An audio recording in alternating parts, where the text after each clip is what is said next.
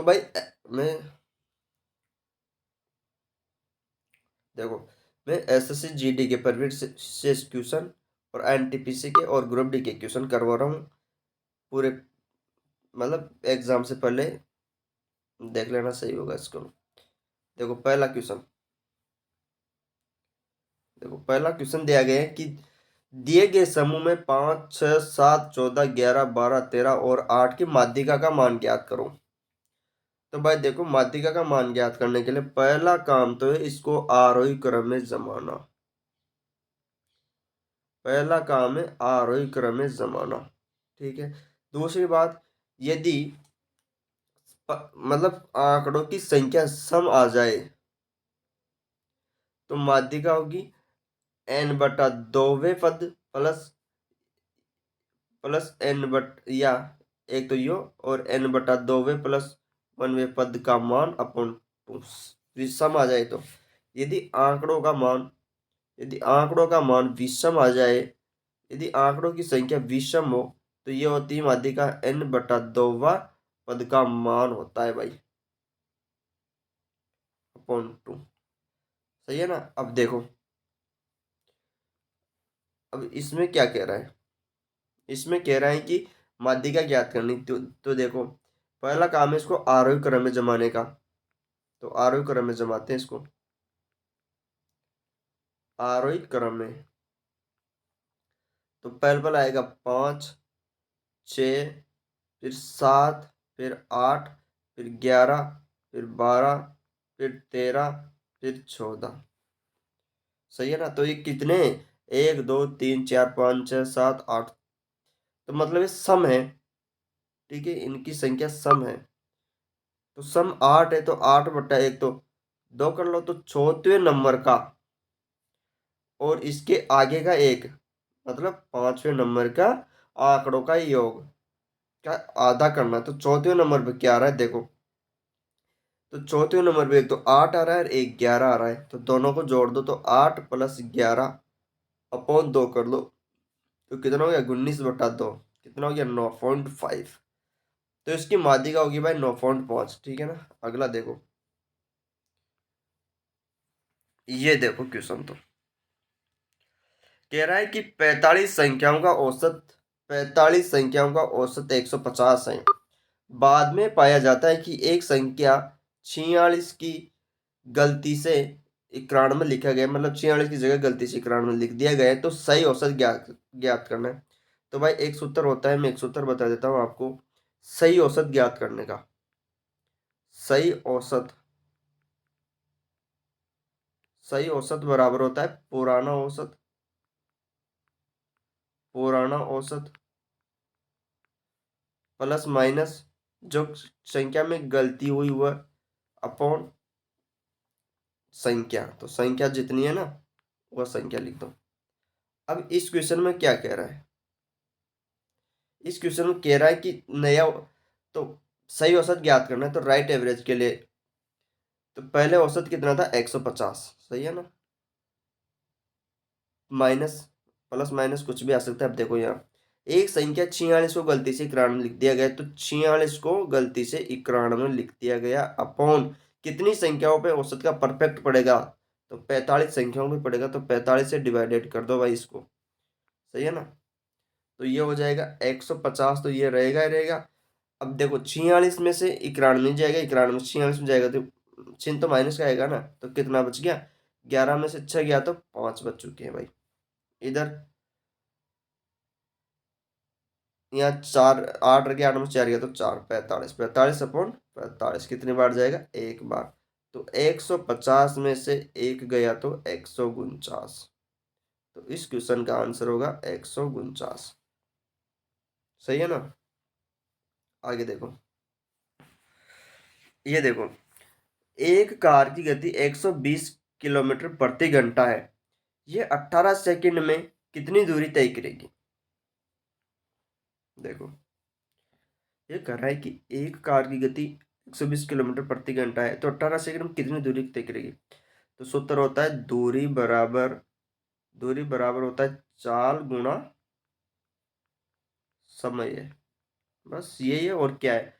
तो अपन को दूरी चाहिए, दूरी डी बराबर चाल कितनी 120 किलोमीटर प्रति घंटा, सेकंड से गुणा कर दो तो समय से 18 सेकंड। अब क्या कर रहा है, मीटर में बदलना है, तो मीटर में बदलने के लिए अपन गुणा करते हैं 5/18 से, ठीक है, सही है ना। तो 18 से तो 18 कट गया, और डी बराबर 120 को 5 से गुणा किया तो 600, जीरो जीरो आंसर होगा 600, तो इस क्वेश्चन का आंसर होगा 600 मीटर। ये देखो भाई, ये है जबरदस्त क्वेश्चन, तो है तो नॉर्मल और मतलब टाइम लेने वाला क्वेश्चन है। फिटर ने 25,000 रुपये का निवेश करके एक खुदरा व्यवसाय शुरू किया, है ना, और 8 महीने बाद सेम 30,000 रुपये की पूंजी के साथ उसमें शामिल हो गया। तो 2 वर्ष बाद उन्होंने 18,000 रुपये का लाभ कमाया, तो लाभ में पीटर का हिस्सेदारी क्या है? बताओ भाई, इसका आंसर क्या हो सकता है? देखो क्या होगा, देखो अब वो क्या कह रहा है, क्वेश्चन क्वेश्चन ये कह रहा है कि जो फिटर है, इसमें दो व्यक्ति है, फिटर और सेम, सही है ना। अब पीटर ने 25,000 रुपये का निवेश करके एक व्यवसाय शुरू किया, 25,000 लेकर, कितना लेकर, 25,000 लेकर, सही है ना। और 8 महीने बाद सेम भी उसमें शामिल हो जाता है, सेम कितने महीने बाद में, 8 महीने बाद में, और 2 वर्ष बाद उन्होंने लाभ इतना मिला। तो अब देखो यहाँ, तो भाई जो फीटर है उसने पूरे 2 साल तक काम किया, फीटर ने तो 2 वर्ष काम किया, मतलब 24 महीने काम किया। और जो सेम है वो 8 महीने बाद आया, सेम, तो सेम ने 8 महीने कम काम किया, मतलब सेम ने 16 महीने ही काम किया। ये बात मानो, सीधी सीधी बात ये है, और कुछ भी नहीं है, ठीक है ना। तो देखो, तो इसको तो कर दो 24 से, और रेशियो में, और इसने 30,000 लेके कितने कितने कम काम किया, इन्होंने 16 तक काम किया। तो कुछ नहीं करना है इनको, इससे या तो इसका इसमें भाग दे दो, काट दो 3 0 से, तो ये 3 0 कट गई ना। 24 8 से ये 2 बार कट गया, ये 3 बार कट गया, ठीक है, ये 5 से ये 5 बार कट गया, ये 6 बार कट गया। तो आपके पास, और ये 3 से 2 बार कट गया, तो आपके पास में आ गया 5:2 × 2, 4 का रेशियो आ चुका है दोनों का, इसको याद रखना। अब भाई देखो, कैलकुलेशन तो यार खुद को ही करनी पड़ेगी, ये तो कैसे भी कर सकते हैं, ये तो या तो फिर इसको भाग दे कोई करो, एक वहाँ एग्जाम इतना टाइम थोड़ी होता है कि इसको भाग दे, ऐसे करेंगे वैसे करेंगे, और ये तो प्रैक्टिस करने से बनेगी कैलकुलेशन, तो सही है ना। तो देखो इसका इसमें ये इसका रेशियो आ जाता है, ठीक है। अब दोनों को लाभ होता है 18,000 रुपये की। अब क्वेश्चन में दे रखा है कि दोनों की वैल्यू जोड़ोगे तो 9 वैल्यू आ जाएगी, 9 की वैल्यू 18,000 दे रखी है। इधर करने की कोशिश करता हूँ, तो 9 की वैल्यू आपके पास दे रखी है 18,000, तो 1 मिनट की वैल्यू जाएगी 18,000/9, तो ये आ जाएगी 2,000, सही है ना। अब क्या कह रहा है, फीटर फीटर के लिए और सेम के लिए लाभ पूछे अलग अलग, तो ये लाभ था, तो फीटर का वैल्यू कितनी है, 5, 5 थी ना, तो 5 को 2 से गुणा कर दो, ये फीटर का लाभ आ जाएगा 2,000 से। और सेम का लाभ पूछे तो सेम की 4 थी, सेम को 4 से गुणा कर दो, 4 × 2,000 कर दो, तो फीटर का तो लाभ आ गया 10,000 का, 2,000 × 5, और इसका लाभ आ गया 8,000 का। तो आपसे क्वेश्चन पूछा गया था कि फीटर का लाभ कितना है, तो फीटर को लाभ हुआ 10,000 का। उसमें अब आगे ये भी पूछ सकता है कि सेम का लाभ कितना है, तो 10,000 का। यहाँ से वो यह भी पूछ सकता है कि फीटर के लाभ और सेम के लाभ का अंतर कितना है, तब क्या होगा, तब उनका इनको दोनों को घटा लो, तो 8,000 में से 10,000 में से 8,000 जाते 2,000 रुपये, उनका अंतर हो गया। या फिर इनका प्रतिशत भी पूछ सकता है, कुछ भी पूछ सकता है, ठीक है ना। तो इस क्वेश्चन का आंसर आ जाएगा आपका 10,000। तो ये फिटर की हिस्सेदारी क्या है, 10,000 की, 10,000 को मतलब प्रॉफिट हुआ उसको। ये देखो भाई क्वेश्चन, लाभान का क्वेश्चन है, सिंपल सा क्वेश्चन है। तो देखो, भूषण एक वस्तु 1500 में खरीदता है, सीपी करता है 1500 में, और उसे अमित को 2000 रुपये में बेच देता है, एसपी विक्रय मूल्य 2000 रुपये में बेच देते, तो भूषण को लाभ प्रतिशत कितना हो रहा है, लाभ प्रतिशत पूछा है। तो पहले तो देखो लाभ कितने का हो रहा है, इसे इसे लाभ हो रहा है भाई 500 रुपये का, सही है ना, 500 का लाभ हो रहा है। तो 500 का लाभ हो रहा है, कितने पे हो रहा है, 1500 पे लाभ हो रहा है, गुणा 100 से कर दो, तो भाई 2 जीरो से 2 जीरो कट गई, सही है ना, 2 जीरो से 2 जीरो कट चुकी है, और ये 5 से 3 बार कट गया, तो ये 100 में भाग दे दो किसका, 3 का, तो 100 में भाग दोगे 3 का, तो ये जाएगा 33.33% लगभग लगभग, इसलिए क्वेश्चन हमारे पहला ऑप्शन सही राइट आंसर होगा इसका। आगे देखो, और ये देखो, ये देखो देखो देखो देखो, यदि पी अनुपात क्यू बराबर 6:5 है, क्यू अनुपात आर बराबर 4:3 है, और फिर पूछा गया है तो q plus r upon p का मान ज्ञात करो। तो भाई साहब इसको तो अपन को पहले तो पी की, क्यू की और आर की रेशियो निकालना है, ठीक है ना।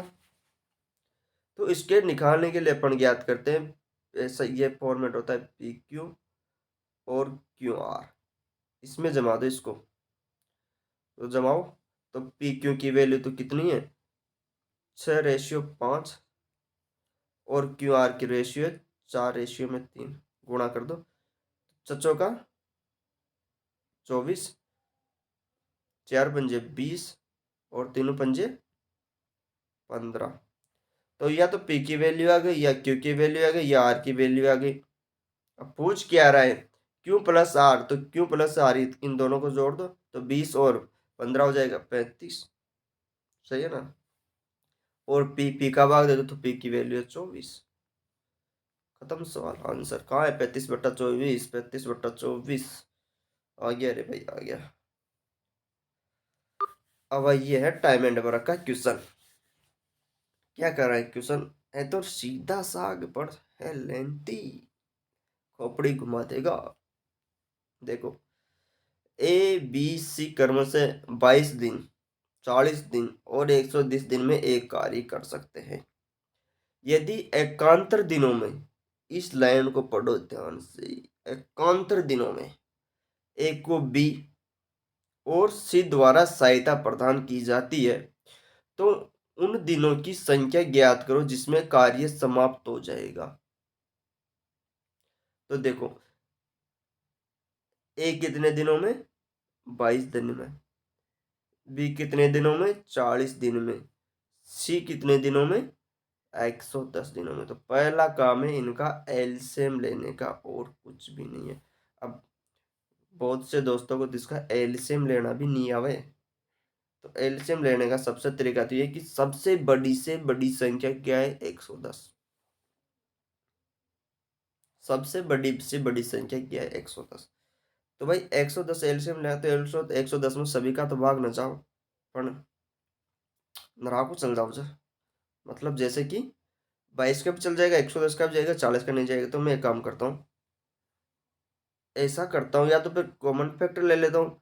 भाई देख, मेरे को 11 तो लेना ही लेना पड़ेगा, क्योंकि 11 से ये भी जाएगा, ये भी जाएगा, और मैं 2 भी ले लेता हूँ, तो 22 भी हो जाएगा। और अब देखो, फिर 4 भी ले लेता हूँ और 5 भी ले लेता हूँ, या तो डायरेक्ट ऐसा ऐसा कर देते हैं कि एलसीएम में 110 तो आएगा ही आएगा, और लेना कितना रहा, 110 लेने के बाद में तो 110 और 4 ले लो, तो मतलब कुल एलसीएम आ गया क्या, 440 में, कहूँ सीधी सी बात, ये आएगा एलसीएम भी। तो इसमें 22 का भाग कितनी बार जाएगा, 22 का भाग जाएगा आपको कि 20 बार, 40 का भाग जाएगा 0 0 कट के 11 बार, और 110 का भाग जाएगा 4 बार। अब देखो मेन मुद्दे की बात, अब हमें इधर को यहाँ इसको याद रखना है, डाटा को 20 को 11 को और 4 को। तो अगले पेज में समझाता हूँ उसको। पहल पहल काम करता है ए के साथ में, पहल पहल एक दिन काम करता है ए प्लस बी, फिर दूसरे दिन काम करता है ए प्लस में सी, फिर तीसरे दिन काम करता है ए प्लस बी, फिर चौथे दिन काम करता है ए प्लस सी। मतलब इसी सीक्वेंस में काम जारी है। ठीक है, तो पहल पहल तो ए की एफिशिएंसी थी हमारे पास में 20 और बी की एफिशिएंसी थी हमारे पास में 11। ए की एफिशिएंसी थी हमारे पास में 20 और सी की एफिशिएंसी थी हमारे पास में 4। ए की एफिशिएंसी थी हमारे पास में 20 और इसकी थी 11, बी की इसकी थी 20 और 4। ध्यान से सुनना इस क्वेश्चन को भाई, बहुत ही खतरनाक क्वेश्चन है। अब देखो, ये ए प्लस बी एक दिन में कार्य करता है, तो एक दिन में कितना काम करता है ये, आप कहोगे 31 काम करता है। फिर दूसरे दिन कितना काम करता है ये, 20 + 4 24 दिन। फिर इसी प्रकार आगे करता है, फिर 31 फिर 24। एक दिन तो दोनों मिलाकर एक दिन 31 काम कर रहा है, फिर 24 काम कर रहा है दूसरे दिन, फिर तीसरे दिन 31 करेगा, फिर 24 करेगा। तो मैं कहूँ 2 दिन का काम कितना हो जाएगा उसका, 2 दिन का काम, 2 दिन का काम हो जाएगा। इन दोनों को जोड़ लो, 31 और 24 25 काम, 55 काम हो गया। अब ध्यान से सुनो, अपन को पूरा काम कितना करना है, 440 तक काम करना है। तो भाई देखो रे भाई, अगर एक 2 दिन में 55 काम करता है तो 4 दिन में 110 हो जाएगा। तो इसका डबल कर दो तो 4 दिन में आपको होगी कि 110 काम हो गया ना। फिर आपको होगी 8 दिन में 220 हो जाएगा। अगर मैं इसको 8 से गुणा कर दूं तो ये हो जाएगा 16, और इसको भी 8 से गुणा कर दूंगा तो 8 × 5 = 40 और 40 × 4 = 44। तो ये 16 दिन में हुआ कि नहीं हुआ, तो काम कितने दिनों में हो गया, 16 दिनों में 444 काम हो रहा है। तो 16 दिन में पूरा काम होगा इसका। तो इसलिए इस क्वेश्चन का आंसर होगा भाई 16 दिन। इस काम को पूरा करने में 16 दिन लगेंगे। एकांतर क्रम का क्वेश्चन है, सभी एग्जाम में आता है। एसएससी जीडी में क्या आएगा, एसएससी जीडी में आएगा, एनटीपीसी में आया, एसएससी में, सभी में पूछता है यार। ये देखो, एक कार 7 घंटे में यात्रा पूरी करती है। समय दे दिया उसने पहले ही, 7 घंटे टोटल। भाई 7 घंटे लेती है वो जाने में, समय दे रखा है उसने। फिर कह रहा है ये आधी दूरी को 40 किलोमीटर प्रति घंटा से, आधी दूरी को 40 किलोमीटर प्रति घंटा और शेष आधी दूरी को 60 किलोमीटर प्रति घंटा की गति से तय करती है। तो तय की गई दूरी बताओ। तो भाई एक ही फॉर्मेट है दूरी ज्ञात करने का। तो दूरी बराबर तो होता है 4 × समय, 4 × समय। ये कोई नया नहीं है, यही रहेगा, चेंज भी नहीं होगा। अब देखो, और तो समय बराबर क्या हो जाएगा, दूरी बटा चाल। समय बराबर तो ये होगा ना, टाइम बराबर दूरी बटा स्पीड। सही है ना। अब देखो वह क्या कर रहा है कि आधी दूरी को, माना पूरी दूरी कितनी, पूरी दूरी डी है, तो आधी दूरी कितनी हो जाएगी, d/2। d/2 को 40 किलोमीटर प्रति घंटा से, तो 40 का भाग दे दो इसमें, फिर प्लस, फिर शेष आधी दूरी को, तो आधी दूरी होगी तो पूरी में फिर आधी बच गई, तो d/2 ही बच गई। इसको कितने में, 60 किलोमीटर प्रति घंटा से। और कितना समय लेता है, 7 घंटे का समय लेता है। ये है मुद्दे की बात है इसमें। सही है ना। अब देखो, तो ये 2 यहाँ है तो ये नीचे आ जाएगा, ये तो ऊपर चल जाएगा ये। तो ये कितना हो गया, 2 से 40 गुणा करते हैं 80, और ये ऊपर चल जाएगा तो ये 120 हो गया। तो देखो अगले पेज में, तो ये हो गया d/80 प्लस d/120 बराबर 7 आवर। एलसीएम लो, तो एलसीएम कितना आएगा, दोनों का 240 एलसीएम आएगा। इससे तो ये 3 बार चलेगा, क्योंकि 0 0 कट के 8 से 3 बार जाएगा, और इससे जाएगा ये 2 बार, 0 0 कट के 2 बार, 2d बराबर 7। तो देखो ये कितने आ गए, 5d/240 बराबर 7। तो 5 से कितनी बार कट गया, 4 पंजे 20, 4 और 8 पंजे 40, 8 बार। तो आपका आंसर आ गया डी बराबर 48 गुणा 7। तो 48 गुणा 7 करोगे तो 7 8 56, 8 का 5, 700 का 28, 5 33, मतलब 336 मीटर को किलोमीटर। ये आंसर होगा इसका। आंसर क्वेश्चन नंबर इसका होगा 336 किलोमीटर दूरी। ठीक है ना भाई। तो ये क्वेश्चन थे कुछ जो मैंने करवाने की कोशिश की आप लोगों को। अगर कुछ समझ में आया हो तो अच्छी बात है, नहीं आए तो अगले में तो आ ही जाएगा और आना भी चाहिए। ठीक है ना। तो ठीक है, यहीं बंद करते हैं क्लास को।